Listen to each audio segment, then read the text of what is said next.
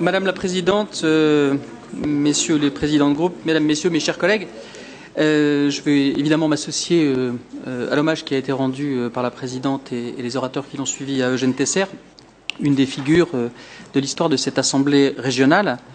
Et je vais peut-être commencer ce propos en revenant sur quelques-unes des propositions, des remarques, des avis qui ont été prononcés avant moi. Monsieur Sauvadet, je vous ai trouvé bon là aujourd'hui. C'était du bon Sauvadet. Parce qu'il était très constructif en fait. Alors on a bien retrouvé vos marottes, les cartes grises, la gratuité, quelques spéculations sur l'équipe régionale de la majorité. Mais sur le fond, je crois que vous partagez finalement l'essentiel de ce que nous faisons. J'ai qu'une différence avec vous, une différence d'appréciation, c'est une différence chiffrée. 2 sur 6, ça fait pas une moitié, ça fait un tiers. Donc on en est au tiers du mandat seulement. Donc il nous reste beaucoup de temps pour travailler et aller au bout des projets que nous avons lancés. L'endettement contre l'investissement. Le sujet du juste investissement, vous avez raison, et je ne crois pas que la politique financière de la collectivité soit en décalage avec ce que vous souhaitez. Créer les conditions de la croissance, c'est ce que nous faisons. Un des sujets, puisque vous visitez beaucoup d'entreprises comme nous tous, un des sujets majeurs pour les entreprises de territoire, c'est la question de la formation. Et je crois que le dispositif des rencontres territoriales qui sont organisées, les 10 réunions qui auront lieu entre le 6 novembre et le 12 décembre, correspond tout à fait à cette nécessité de rapprocher les besoins d'emploi des entreprises de l'offre de travail qui existe sur le territoire. La stratégie d'adaptation au changement climatique, vous avez raison, M. Sauvadet, c'est un sujet qui est important, que Frédéric Collat et mes autres collègues traitent. Et effectivement, il me semble que c'est un sujet sur lequel nous devons revenir, en particulier sur la question de l'eau, mais pas seulement. En particulier sur la question de l'eau pour les usages agricoles, mais pas seulement. Il y a aussi tous les sujets de biodiversité qui y sont liés. Nous partageons évidemment le souci de la gestion du personnel. Vous avez narré tout à l'heure le processus qui est à l'œuvre et les difficultés que la fusion des 2 régions font naître, les étapes où nous en sommes. Il est évidemment précieux d'avoir un personnel au Conseil régional qui est motivé, dont on sait l'attachement aux missions de service public qui sont les siennes. Et je crois que Michel Neugnot est à l'œuvre sur le sujet. Et puis, vous nous appelez à l'union sacrée. Donc j'ai bien compris que le vœu Alstom-Siemens, qui sera présenté par notre collègue Maud Clafquin, finalement, vous n'êtes pas très loin de le voter. Et je dois confesser une erreur. C'est un vœu que la majorité a proposé pour elle-même, ce qui est une faute. C'est un vœu qui doit être proposé à l'ensemble de l'Assemblée régionale. Et j'ai bien compris que finalement, vous n'étiez pas loin de vous y associer. Alors, on partage finalement les grands enjeux régionaux. Je crois aussi qu'il faut qu'on se mette d'accord sur les enjeux qui sont extra-régionaux et qui tiennent aux vraies difficultés du moment, à savoir le contexte national. Le regretté Jean Rochefort, qui a disparu trop vite, m'inspire 2 adaptations des films dans lesquels il a joué. On pourrait dire Un président, ça trompe énormément, ou Nous irons tous au paradis fiscal. Derrière cette note d'humour, je veux attirer l'attention, vraiment avec beaucoup de sérieux, sur le contexte national, de profonde incrédulité des collectivités vis-à-vis des annonces gouvernementales. Le souffle fiscal en faveur de l'investissement et de l'emploi, promis par le Premier ministre Édouard Philippe en juillet dernier, nous avait laissé songeurs. Son annonce durant l'été de 13 milliards d'économies demandées aux collectivités, puis la suppression de 450 millions d'euros de crédits, pourtant votés par le Parlement l'an dernier, laisse moins de place au doute. Alors on a une clarification des intentions de l'État qui est loin d'être rassurante, parce que malgré les très bons rapports qu'entretient notre région avec l'État territorial, force est de constater que pour assumer les compétences renforcées issues de la loi NOTRe, la compensation financière de 20 millions d'euros qui était promise à notre région, elle était plus qu'attendue, elle était une nécessité. Alors notre majorité partage évidemment l'impératif de maîtrise de la dépense publique.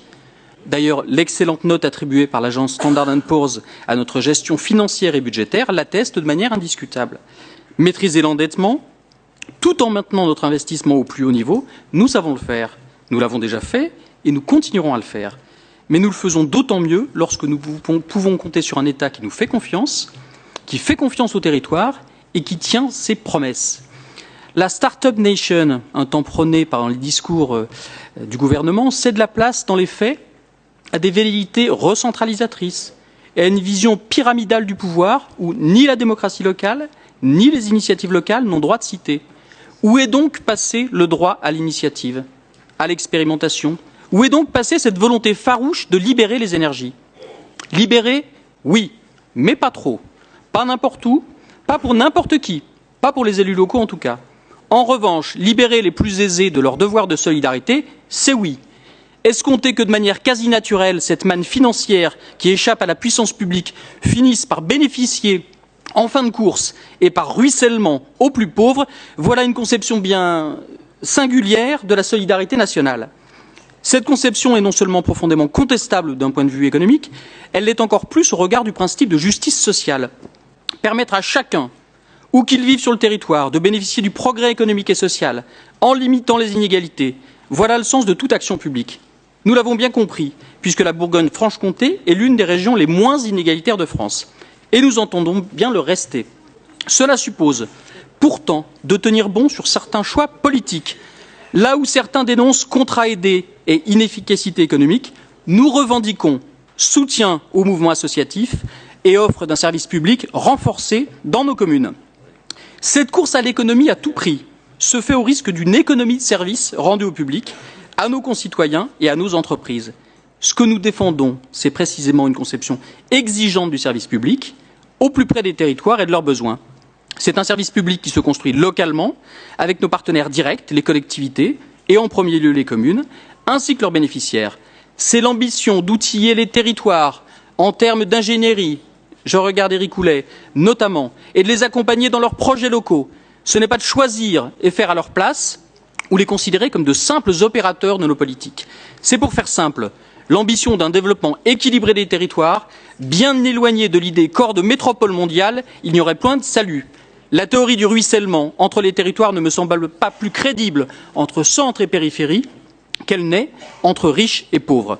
Alors pour continuer à porter cette ambition et la défendre encore plus fortement, vous pourrez compter, chers collègues, sur un exécutif, la présidente vous l'a présenté, renouvelé et plus mobilisé que jamais. Vous pourrez compter sur un groupe motivé qui accueille nos deux collègues Éric Lançon et Willy Bourgeois, que je félicite de leur arrivée dans notre Assemblée. Et puis nous continuerons de défendre les trois priorités que nous sommes fixées. Le développement économique et l'emploi. C'est le sens des rapports que nous vous soumettons aujourd'hui. C'est le sens du schéma régional de développement du tourisme et des loisirs 2017-2022, par exemple, sur lequel Patrick Ayache aura l'occasion de s'exprimer longuement, à travers lequel nous travaillons avec les départements, avec les intercommunalités, pour renforcer nos entreprises touristiques. Elles emploient aujourd'hui 42 000 emplois et demain encore plus. C'est aussi le sens du plan régional de développement agricole. Sophie Fonkerny y reviendra tout à l'heure, qui, couplé à un budget de près de 15 millions, soit 50% d'augmentation, est salué par la profession. Il participera à la structuration des filières, à leur plus grande visibilité et contribuera à terme à une répartition équilibrée de la valeur ajoutée. Ce faisant, ce plan répond au double défi de l'économie et de l'environnement. Loin d'être une contrainte, ce dernier doit être vecteur de valorisation et de qualité. Il s'inscrit ainsi complètement dans notre deuxième priorité, celle de la transition écologique. Alors que nous travaillons à la mise en place d'un véritable service public de l'efficacité énergétique, à la fois proche et accessible, on ne peut que regretter la réduction organisée de la capacité d'investissement des bailleurs sociaux ou les multiples coups de rabot qui excluront à terme les territoires les moins tendus, c'est-à-dire en priorité les territoires ruraux, de dispositifs d'aide à l'acquisition, le PTZ, le prêt à taux zéro. Cela va à l'encontre de notre modèle de développement que l'on veut plus durable et plus équitable. Cette question d'équité nous est chère. Elle est le meilleur rempart contre le sentiment d'abandon et de frustration. Elle est notre plus belle arme pour construire une région plus fraternelle, fière de ses richesses et de ses savoir-faire. C'est ce que nous efforcerons de faire dans chacune de nos interventions et c'est ce que nous nous attacherons à faire encore davantage à l'avenir.